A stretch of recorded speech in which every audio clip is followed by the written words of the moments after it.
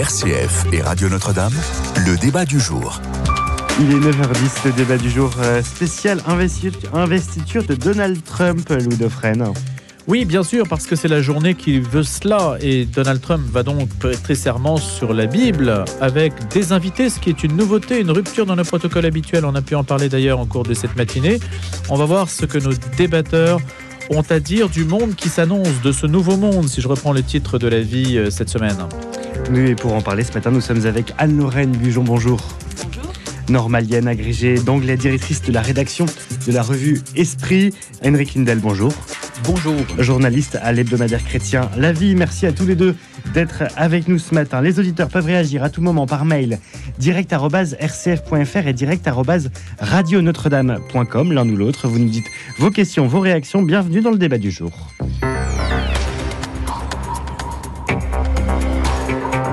Alors bien sûr, à l'heure où nous parlons, on ne sait pas encore ce que Donald Trump va dire au monde dans quelques heures, puisque ce sera autour de 18h, heure française, que les choses vont se préciser. Mais on sait qu'il a promis d'agir à une vitesse et avec une force sans précédent pour mettre fin au déclin de l'Amérique. Et donc cette investiture est regardée de manière extrêmement précise. Il va être investi président des États-Unis pour la seconde fois, et il semble que cette seconde fois n'est pas grand-chose à voir avec la première. C'est ce qu'on va essayer peut-être d'étudier au début avec nos deux invités qui vont en débattre. Anne-Lorraine Bujon, justement, comment voyez-vous cette investiture ? Comment se profile-t-elle ? Si on doit faire un retour peut-être aussi sur la première, sur l'effet de surprise. Oui, je crois que c'est quand même très important de les comparer. Comme vous le disiez, Trump 2 sera peut-être différent de Trump 1, mais il y a quand même des leçons à tirer de Trump 1. Pour l'investiture, moi je trouve que c'est quand même important de rappeler, effectivement, après son élection en 2016, Donald Trump, il avait presque paru surpris lui-même. Hein. Tout le monde avait été surpris de cette élection, mais si vous vous souvenez de la tête qu'il faisait le soir des résultats, il avait l'air surpris lui-même. Et au moment de son investiture, il est clair qu'il n'était pas prêt. Il n'était pas prêt à entrer à la Maison-Blanche. Il ne savait pas de quel conseiller il voulait s'entourer. Et puis, il y avait eu cet épisode de l'investiture où il avait prétendu qu'il y avait un monde fou sur le Mall à Washington, beaucoup plus que pour Barack Obama, alors que les photos montraient le contraire, les comptes des journalistes montraient le contraire. Et c'est à ce moment-là qu'on avait eu cette déclaration fatidique de sa conseillère de presse, Kellyanne Conway, qui affirmait que il y avait beaucoup plus de monde que pour l'investiture de Barack Obama. Et quand on lui disait ce ne sont pas ce que montrent les faits, elle avait dit oui, mais nous avons nos propres faits, nous avons des faits alternatifs. Et je trouve important de rappeler que c'était de cette façon qu'avait démarré le premier mandat de Donald Trump sous le signe des faits alternatifs. Mandature alternative, alors. Alors, cette fois-ci, il est clair qu'il y aura beaucoup de monde à l'investiture de Donald Trump. Il s'en est assuré. On a vu des défilés de conseillers potentiels, d'hommes d'affaires à Mar-a-Lago, parce que justement, il souhaitait avoir l'oreille du président jouer un rôle à la nouvelle Maison-Blanche.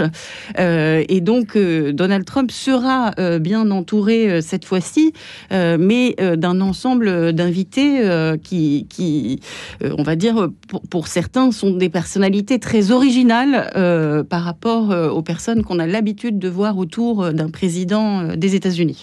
Henrik Lindell, comparaison entre les deux mandats, ou les deux investitures plutôt. Je pense qu'il y a énormément de choses qui ont changé. Déjà, le fait de Trumpisme, on peut parler d'une normalisation aujourd'hui de ce qui fut longtemps perçu comme une exception dans la politique américaine. Donald Trump, avec son style, avec sa façon de faire, impulsif, même à l'improviste parfois, tout à fait surpris lui-même d'avoir été élu en 2016 la première fois, et qui revient 8 ans après. Là, il a tout préparé. Beaucoup plus fort, et pas seulement rassuré par une élection qui lui a été tout à fait favorable. Il a gagné avec peu de marginal, mais il a quand même gagné le vote populaire pour la première fois. Et il contrôle totalement le Parti républicain. En 2016, dont vous parliez, madame, tout à l'heure, il voulait rassurer aussi l'élite du Parti républicain, l'establishment de ce parti. Il avait notamment fait appel à des secrétaires j'allais dire, je parle de ministre, mais en réalité, ça s'appelle secrétaire pour différents départements aux États-Unis, on est d'accord, mais je parle de ministre désormais. Il avait par exemple trouvé un ministre de la Défense qui s'appelait James Mattis, qui était un général très connu, très respecté par les Américains. Aujourd'hui, on trouve Pete Hegseth, dont le principal mérite est d'avoir été animateur sur Fox News, par ailleurs un ancien militaire, mais pas du tout au même niveau que James Mattis, par exemple, juste à titre d'exemple, si vous voulez. Pourquoi il peut faire ça? Il fait ça parce qu'il contrôle totalement le parti républicain. Et ça, c'est une nouvelle donne. Par ailleurs, il attire désormais tout le gradin de tech de Silicon Valley. Mark Zuckerberg, Jeff Bezos, qui était théoriquement plutôt proche ou plutôt sympathisant globalement du Parti démocrate, qui désormais se plie au nouveau dictat, entre guillemets, que Donald Trump réussit à imposer, notamment avec Elon Musk, dont on en a énormément parlé dans les médias, puisque ça nous concerne en quelque sorte, puisqu'il s'agit aussi là des réseaux sociaux. Mais ce diktat, Henrik, vient des urnes, parce qu'il a quand même été élu très largement, faut quand même le rappeler, ce n'est pas un coup d'État, non, c'est pas du tout ce que je voulais dire, lui. Cette fois-ci, non, pardon, mais c'est quand même intéressant aussi de se souvenir où on était il y a 4 ans, pour le coup, avec là un transfert du pouvoir qui peinait à se faire avec un Donald Trump qui continuait jusqu'à l'investiture de contester les résultats et de clamer haut et fort que l'élection avait été volée par Joe Biden. Donc on n'est pas très loin de cet anniversaire fatidique des 1 an de l'insurrection au Capitole. C'est parce que vous parlez de coup d'État que j'y pense. Alors il est clair cette fois-ci que la victoire électorale de Donald Trump est nette et vous avez tout à fait raison de rappeler que du coup ça le rend beaucoup plus fort. Je pense que c'est important de noter que le pays reste très divisé et qu'on a eu affaire à une victoire électorale claire et incontestable, mais pas à un raz-de-marée comme on a pu le lire parfois. On reste avec un électorat qui est divisé presque 50-50 et donc un parti où il y a maintenant un pays où il y a maintenant des fans absolus de Donald Trump et des gens qui se désolent totalement de le voir arriver au pouvoir. La semaine dernière, Joe Biden, dans son discours d'adieu à la nation, a dit qu'une oligarchie prenait forme aux États-Unis. Est-ce le cas, Anne-Lorraine Bugeron, Henrik Lindell? Oui, enfin, je pense que là, il faut d'emblée essayer de problématiser un peu. Oui, on peut dire que c'est une oligarchie, mais est-ce que ça change les États-Unis? Est-ce que les États-Unis sont une oligarchie depuis déjà quelque temps? Je pense qu'on peut dire oui. Je vous regarde, madame, je cherche votre sentiment là-dessus, parce que c'est une question d'interprétation. Est-ce que cette oligarchie est plus importante qu'avant? Peut-être que oui, en effet. Mais Elon Musk n'est pas le premier multimilliardaire, ultra puissant, etc., qui est influent auprès de la Maison-Blanche. Loin de là. George Soros, illustre milliardaire également, a été assez influent aussi, plutôt côté démocrate, plutôt côté libéral, comme on dit. Ceci n'est pas du tout une nouvelle donne, mais, par contre, si on prend par exemple Elon Musk, il est pas seulement très très très riche et très influent grâce à ses nombreuses entreprises et c'est aussi parce qu'il possède un réseau social qui s'appelait Twitter et qu'il a rebaptisé X et qu'il utilise comme un homme d'affaires a rarement utilisé son propre réseau social qui est lui-même assez puissant. Et donc il y a un effet... c'est très visible effectivement ce qu'on appelle l'oligarchie, mais si je dis qu'il faut relativiser, je veux dire qu'il faut relativiser par rapport à la réalité américaine en général. La plupart du temps, l'oligarchie est plutôt discrète, donc c'est vrai qu'une oligarchie qui se montre, c'est peut-être la rendre visible, mais c'est pas forcément, si on écoute Henrik Lindell, le fait qu'elle soit plus prégnante aujourd'hui qu'avant. Oui, je suis tout à fait d'accord. Il faut faire la part des choses. En fait, il y a des permanences dans l'histoire politique des États-Unis et le rôle démesuré que joue l'argent en politique en est une. Mais il y a aussi des effets cycliques et donc qu'il y a des cycles, si vous voulez, entre des périodes où s'affiche un capitalisme triomphant, très décomplexé, très sans filtre, et des moments quand même de reprise en main par la puissance publique, de régulation. Alors, si on revient à l'histoire récente, en fait, le rôle de l'argent en politique n'a fait que grandir, et c'est le cas en particulier depuis un arrêt de la Cour suprême en 2012, Citizens United, qui a en fait ouvert les vannes, qui a autorisé le financement presque sans limite des campagnes électorales, dont on sait qu'elles coûtent plusieurs centaines de milliards de dollars, dans le cas des élections présidentielles, et donc le rôle des grands industriels, des grands financiers auprès des principaux candidats n'a fait que grandir. Mais ce qui est vrai aussi, c'est qu'avec Donald Trump, donc ça s'affiche de manière totalement décomplexée, comme je le disais, et avec en fait très peu de préoccupation de l'apparence ou de la réalité des conflits d'intérêts. Et ici, avec les gens dont ils s'entourent, donc Elon Musk, mais on a parlé aussi de Jeff Bezos et de Mark Zuckerberg, mais il faudrait parler d'un certain nombre d'investisseurs de capital risque dans la Silicon Valley, et puis des intérêts industriels qu'on connaît depuis plus longtemps aux États-Unis, l'industrie pétrochimique, les frères Koch qui ont été derrière cette droite du Parti républicain depuis un certain nombre d'années maintenant. Et là, si vous voulez, il y a quand même un contraste marqué entre la pratique du pouvoir qu'on peut attendre de cette nouvelle administration Trump et ce qu'a été, par exemple, la pratique du pouvoir de l'administration Biden, qui s'était plutôt engagée après la question des ingérences russes en 2016 dans la campagne électorale à une régulation, en fait, notamment des géants de la tech, au retour à un espace public qui soit un peu moins livré à la puissance justement de X et d'autres réseaux sociaux. Mais aussi, l'administration Biden avait repris un effort sur la législation antitrust, par exemple. Donc tout ce qui revenait quand même à limiter le pouvoir et l'influence des monopoles. Et ici, avec Donald Trump, rien de tout cela. C'est bien pour ça que la Silicon Valley lui emboîte le pas de cette façon. C'est qu'elle a vu en lui un président qui ne se mêlera pas de réglementer ou de réguler à outrance. C'est vrai sur la question de l'espace public, c'est vrai a fortiori sur la question environnementale. Cette administration est une administration anti-environnementale, on peut le dire, qui va faire reculer tous les efforts de mitiger le changement climatique. Et donc là aussi, il y a beaucoup de gens que ça intéresse.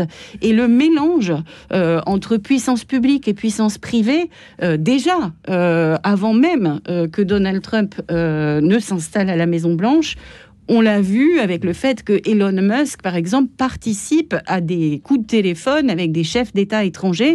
Bon, c'est quand même là un mélange très très avancé entre puissance publique et puissance privée. Henrik Lindell.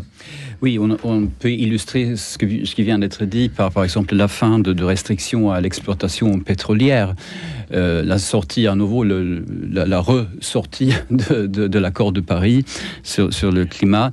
Et il y a tout un ensemble de décisions qui seront probablement annoncées aujourd'hui même, au premier jour même de l'inauguration, parce que ce sont des décisions aussi électoralistes et évidemment très spectaculaires aux yeux de beaucoup d'Américains parce qu'elles ont aussi une portée symbolique. Vous disiez anti-environnementales, c'est comme ça qu'elles sont perçues. Elles sont aussi perçues comme populaires. Elles sont perçues comme allant dans le sens des gens ordinaires.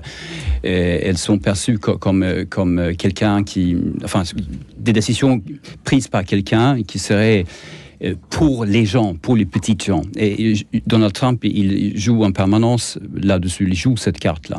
S'il a gagné l'élection, c'est pas seulement à cause de ses sorties ses spectaculaires et insolentes et virulente sur les réseaux, c'est aussi parce qu'il a beaucoup parlé simplement de l'inflation, des effets que ça a sur l'économie des gens.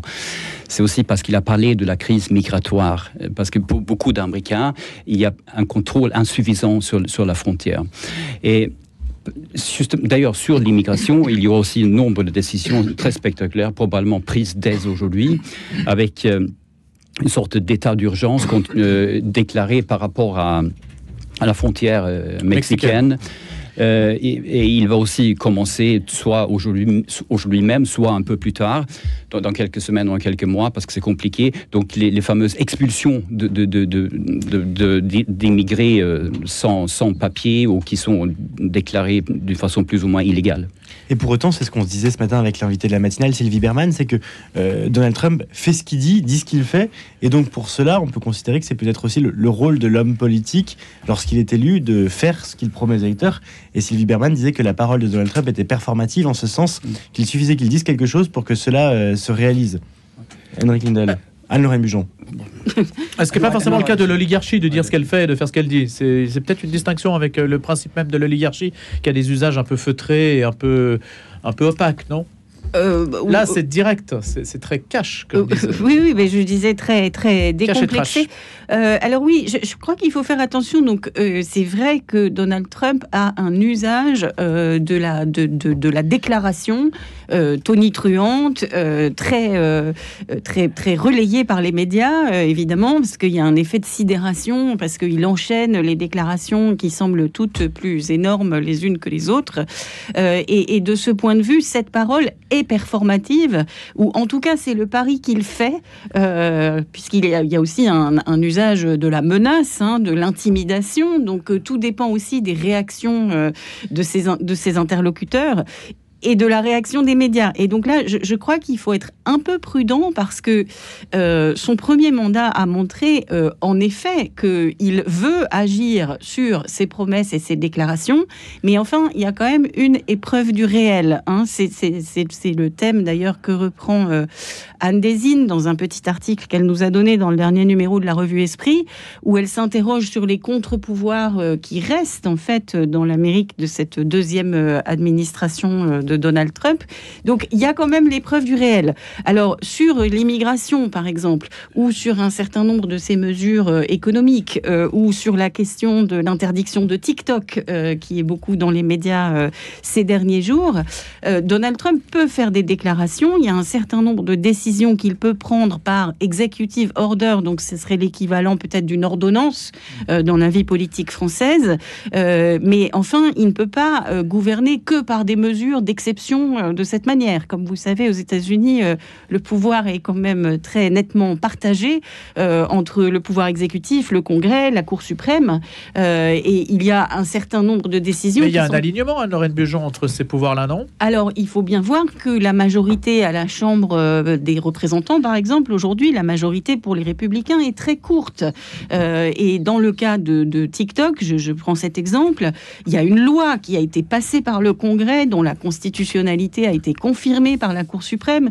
Donc ici, vous avez un Donald Trump qui dit oui, mais moi, je vais donner des assurances à TikTok qui peuvent continuer quand même. Voilà. On va reparler de TikTok. Apparemment, il faut faire une pause, justement. Pierre-Hugues Dubois. Justement, je faisais signer à Anne-Lorraine Bujon, Henrik Lindell. Effectivement, on continue d'en parler. C'est passionnant. On continue d'en parler juste après le rappel des titres. Vous pouvez continuer à réagir direct @radionotre-dame.com. RCF et Radio Notre-Dame, le débat du jour. Toujours avec Anne-Lorraine Bujon, normalienne, directrice de la rédaction de la revue Esprit, et Henrik Lindell, journaliste à La Vie. Et on va continuer sur TikTok puisque justement Anne-Lorraine Bujon en parlait, qu'on va mettre ça en débat. C'était prévu ce matin, le réseau social qui a été rétabli hier aux États-Unis, quelques heures seulement après sa suspension. C'est une conclusion qui est en forme de victoire politique pour Donald Trump et c'est le signe aussi de la vitalité intacte de la plateforme aux plus de 170 millions d'utilisateurs aux États-Unis. TikTok a immédiatement été inondé de vidéos célébrant ce retour. Henrik Lindell, quelle leçon tirez-vous de cet épisode ? Je pense qu'on est dans un contexte où il y a une sorte de guerre commerciale déjà engagée entre les États-Unis et la Chine, TikTok étant d'origine chinoise. Ça, c'est le contexte global. Maintenant, par rapport à TikTok spécifiquement, il faut juste rappeler que ce n'est pas seulement un petit réseau social parmi d'autres. Ça a des effets économiques parfois graves pour énormément d'acteurs économiques, pour des influenceurs, mais aussi pour les entreprises et aussi pour des gens qui utilisent TikTok dans sa vie quotidienne et d'une façon absolument importante. Je me permets juste de rappeler pour que les auditeurs comprennent qu'il ne s'agit pas simplement de supprimer un petit outil de communication entre amis, mais c'est un outil économique assez puissant. C'est une décision pragmatique. Dans 90 jours, il va falloir prendre une décision définitive au sujet de TikTok, et Dieu sait ce que Donald Trump compte faire. Alors, Anne Bujon, que fera-t-il à cette échéance? Alors là, il a plutôt annoncé qu'il voulait en quelque sorte aider TikTok à trouver la solution de sortie de crise, la solution étant de se distancer de son propriétaire chinois, ByteDance, et au minimum de faire entrer des investisseurs américains au capital pour que cette entreprise soit au moins en partie américaine et pas purement chinoise, puisque là, c'est vraiment une question de sécurité nationale qui a été soulevée par le Congrès, j'y reviens, et en l'occurrence, le vote pour bannir TikTok, s'il ne se trouvait pas des investisseurs américains, a bien été un vote bipartisan, avec le soutien des députés, des représentants démocrates et républicains, par préoccupation pour la sécurité nationale, puisque l'inquiétude était que TikTok serve aussi au Parti communiste chinois comme un outil possible de surveillance.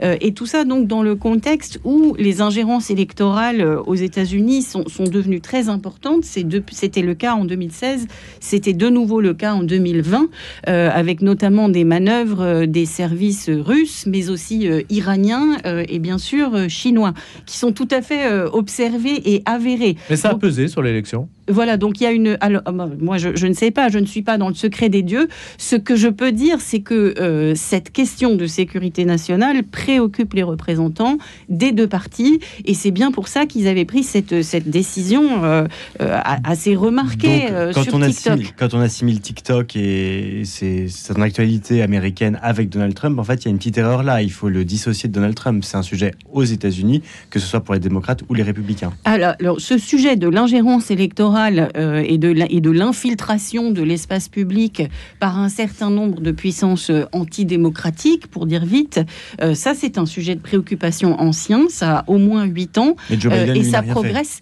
Si, justement, c'était ce que je disais tout à l'heure, je pense au contraire que l'administration Biden avait pris plusieurs mesures pour essayer de réguler cet espace public et de mieux contrôler ce qui s'y passe. C'est bien pour ça que, par exemple, il y avait des exigences de modération assez fortes qui avaient été adressées à Facebook, enfin à Meta, dont vous avez vu que Mark Zuckerberg a dit très vite dans la foulée de l'élection de Donald Trump qu'en fait il voulait se dédire par rapport à ses obligations de modération. Donc si l'administration Biden avait fait une tentative de réguler cet espace public, et vous pouvez voir cette loi bipartisane contre TikTok en quelque sorte comme le fruit aussi de ses efforts. Et je rappelle que la loi avait été déclarée constitutionnelle par la Cour suprême, donc elle devait bien s'appliquer. Donc on revient à cette question de la séparation des pouvoirs.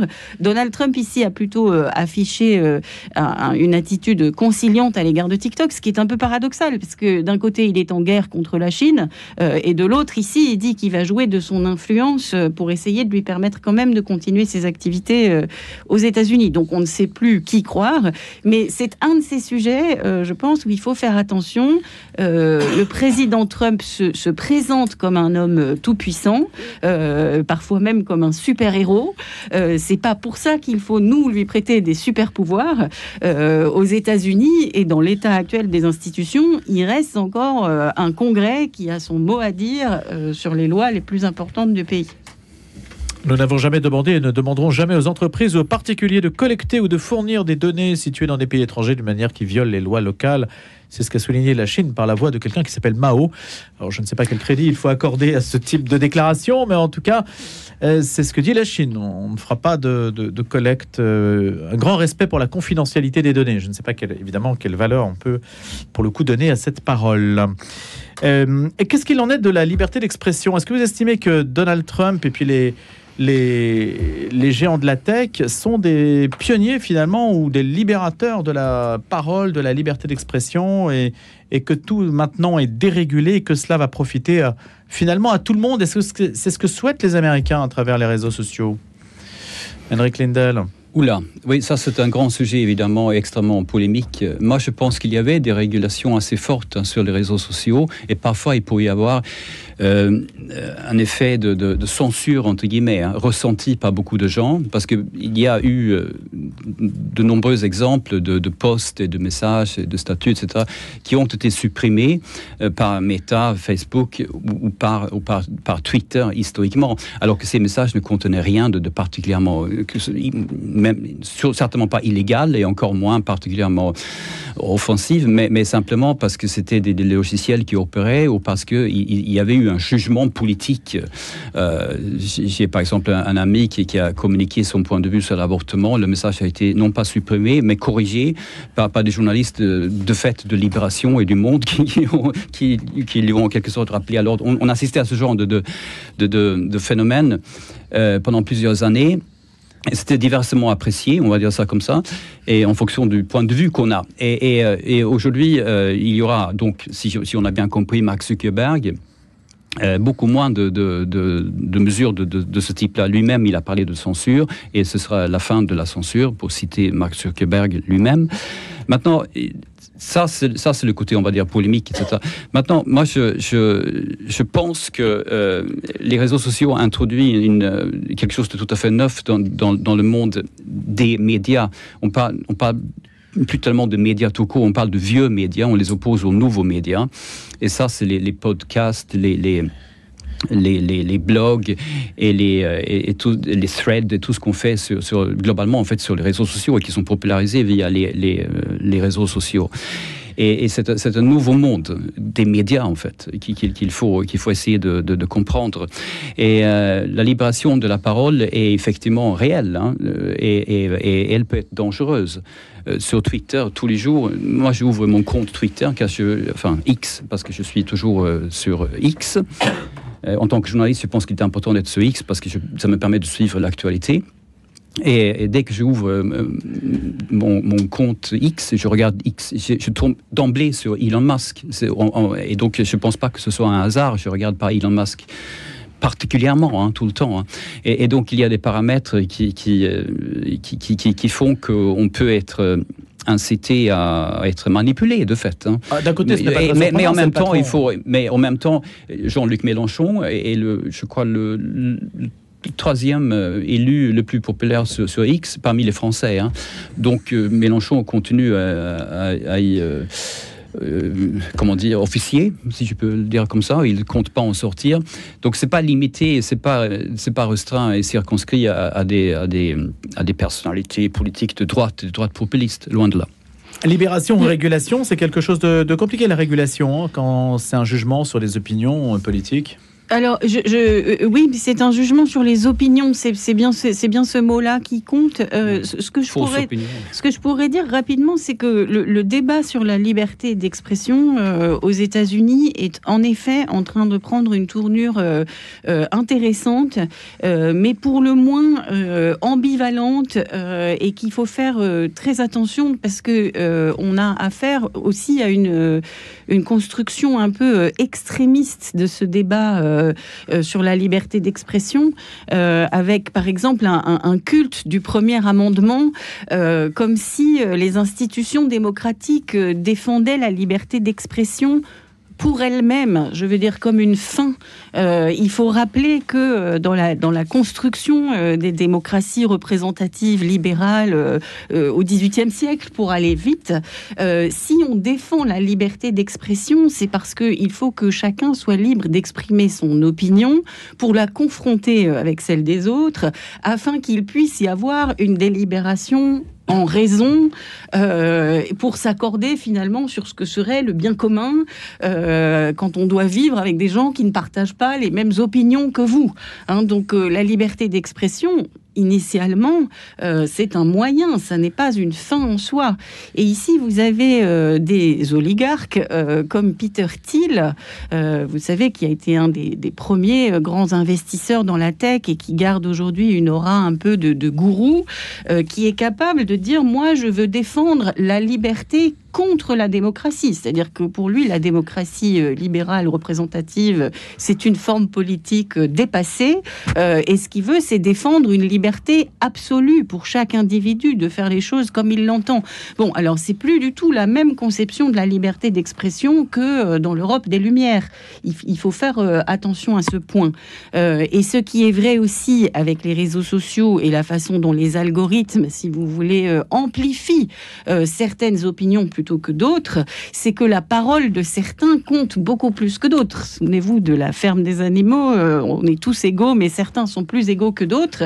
Alors je peux vous dire que sur les réseaux sociaux, la parole de Elon Musk compte beaucoup plus que celle de l'Américain moyen, puisque un simple tweet peut faire grimper ou complètement dégringoler les cours de la bourse. Donc voilà, et ce qui est très important ici, c'est de bien distinguer l'opinion. Chacun a droit à son opinion, mais je reviens à notre point de départ, chacun n'a pas droit à ses propres vérités de fait.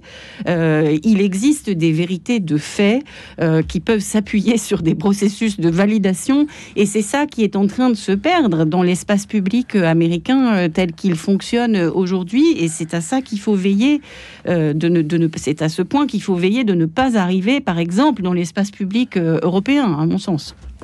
Henrik Lindahl, êtes-vous d'accord ? Si vous voulez, si on compare comment le Parti démocrate a agi ces 4 dernières années à Donald Trump pendant ces 4 années au pouvoir entre 2017 et 2021, je pense qu'on peut établir en tout cas, on peut introduire quelques nuances dans ce débat. Dans ce débat, je ne parle pas de ce que l'on est en train de dire ce matin, mais dans les médias français en particulier, il y a un effet un peu le bon contre le méchant, quoi. Le bon camp, c'est les démocrates, les libéraux, la gauche, etc. Et les méchants, c'est les autres. C'est donc le Trumpisme. C'est pas la droite, mais c'est la droite populiste à la Trump. Et le problème avec ça, c'est que parfois, le camp de la droite populiste a tout simplement raison dans certains de ses propos. Et c'est ça qui est embêtant. Il y a eu des erreurs faites par beaucoup de médias mainstream ou libéraux, Washington Post, New York Times, etc. Il y a eu des erreurs faites. Factuel, à l'encontre. On ne va pas établir une liste là, mais il suffit de regarder, il suffit de googliser, vous trouverez tout de suite. Ce sont des affaires importantes. Et ça sert d'argumentaire pour cette droite populiste qui est maintenant désormais au contrôle et qui est plus au contrôle que jamais. Maintenant, je pense qu'on a eu on a eu beaucoup de nuances ici ce matin, et je trouve que c'est vraiment très bien, c'est très utile, et je vais continuer dans ce sens-là. Les États-Unis sont un État de droit. Il y a un contrôle. On ne peut pas faire n'importe quoi.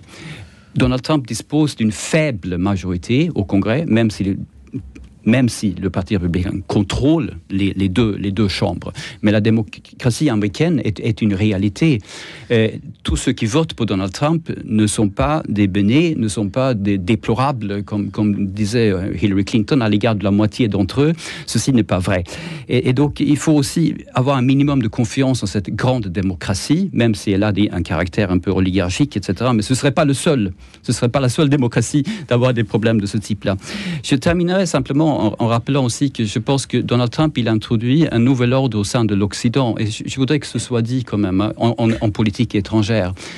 Moi, je pense qu'il y a une normalisation du fait de Trump aujourd'hui. Le Trumpisme fait partie non pas seulement de la réalité, mais c'est un effet qui s'impose par lui-même.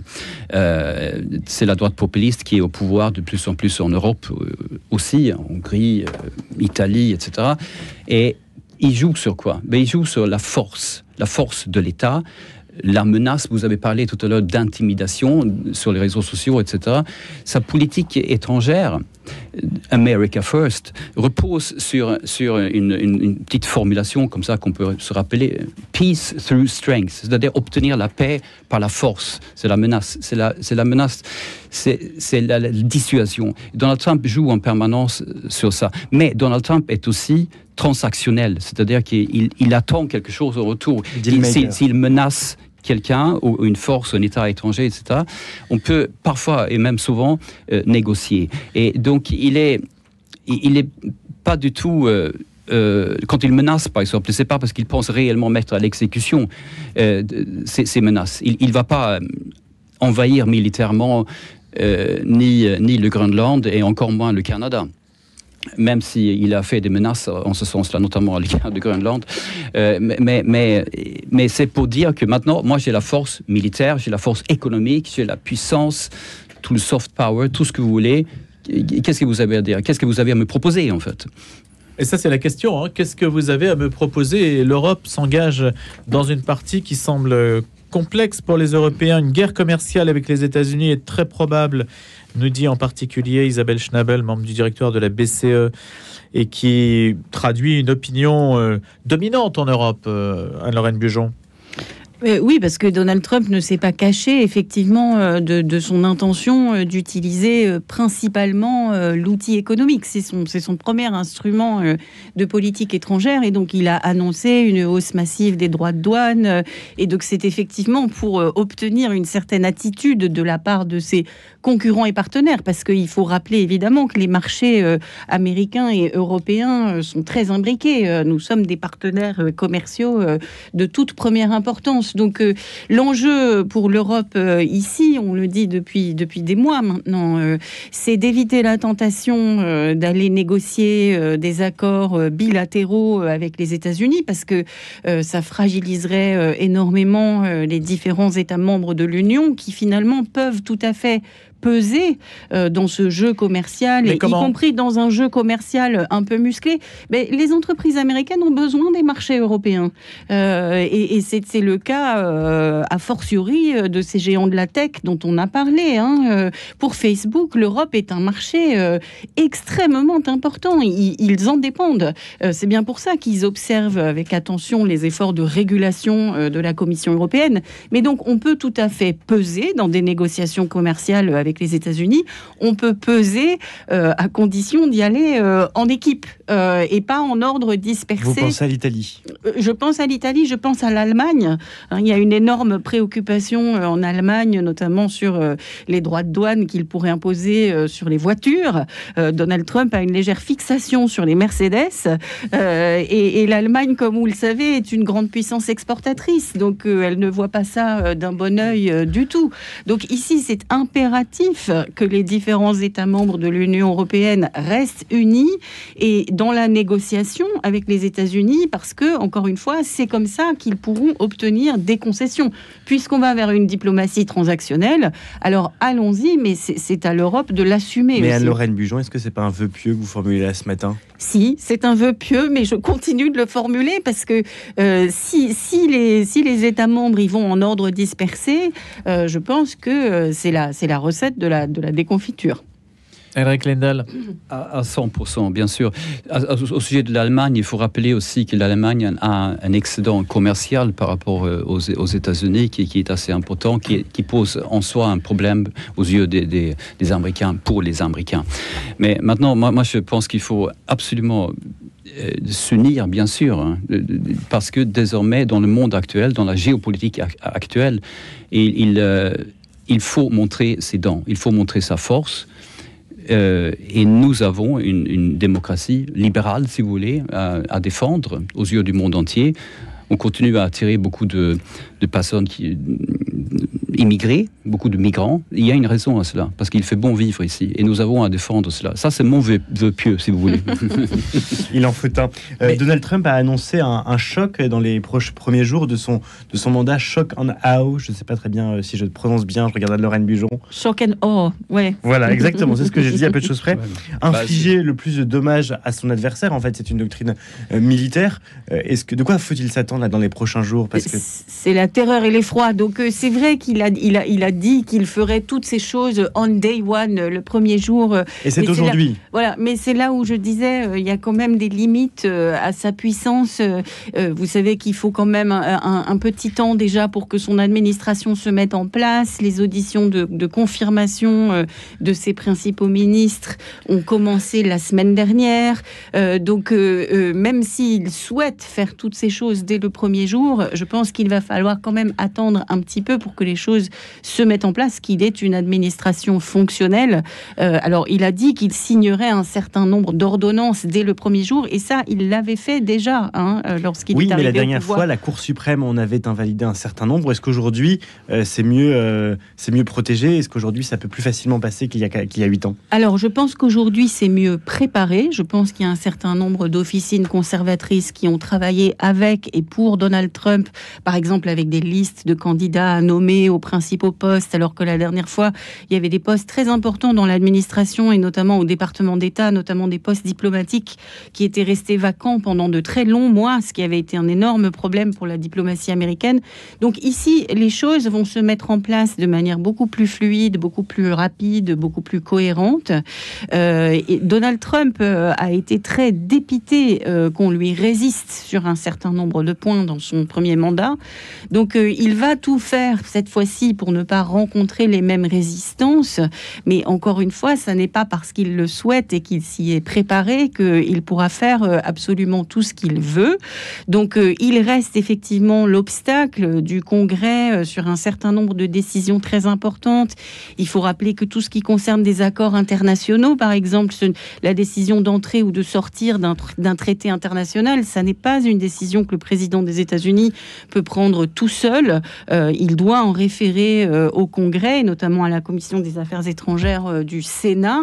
Il faut rappeler qu'il y a aussi encore une Cour suprême, même si celle-ci est à majorité conservatrice. Maintenant, 6 juges contre 3, dont 3 ont été nommés directement par Donald Trump. Il y a une loyauté à l'égard du président, certes, mais on peut espérer que chez ces grands juristes, il y a aussi une loyauté à l'égard de l'état de droit et de la Constitution. Donc s'il devait prendre des décisions anticonstitutionnelles, il faudra évidemment regarder ce qui se passe du côté de cette Cour suprême. Il y a des personnes que l'on peut voir émerger pour ce second mandat qu'on ne connaissait pas, de nouveaux visages. Il y en a déjà un qui s'appelle J.D. Vance, qui est vice-président, élu. Et lui, d'ailleurs, a été financé par Peter Thiel. Il doit sa carrière politique, sa première carrière politique en tant que sénateur dans l'Ohio, à Peter Thiel, ce milliardaire issu du tech de Silicon Valley, dont il a été question tout à l'heure. Il est plutôt conservateur, il a un profil donc catholique conservateur, post-libéral, comme on dit. Il y a bien sûr bien d'autres profils qui vont émerger, hein, ça c'est sûr. Pamela Bondi, par exemple, ou Pam Bondi, qui sera ministre de la Justice, peut être parmi ceux-là. Il y a aussi Marco Rubio, qui est secrétaire d'État, qui a toujours un rôle à jouer, parce que lui, il est un peu plus consensuel que tous les autres. Et je pense qu'il va falloir un peu plus de consensus après ces 4 ans de Donald Trump. Mais qui sait, Donald Trump n'était pas particulièrement attendu. En 2014-2015, il a émergé d'une façon tout à fait nouvelle. Et donc, dans 4 ans, peut-être on aura aussi quelques nouveautés qu'on ignore pour l'instant. Oui, c'est un point important. En 2017, Donald Trump pouvait faire figure d'outsider. Il était en partie isolé et mal vu par l'establishment républicain. Oui. C'est ce qui a été rappelé tout à l'heure. Donc la situation est bien différente maintenant. Et ce qu'il y a maintenant, c'est qu'il y a une coalition trumpiste qui n'existait pas auparavant. Et qui dit coalition dit qu'il y a aussi des courants, il y a aussi une diversité chez les partisans de Donald Trump maintenant.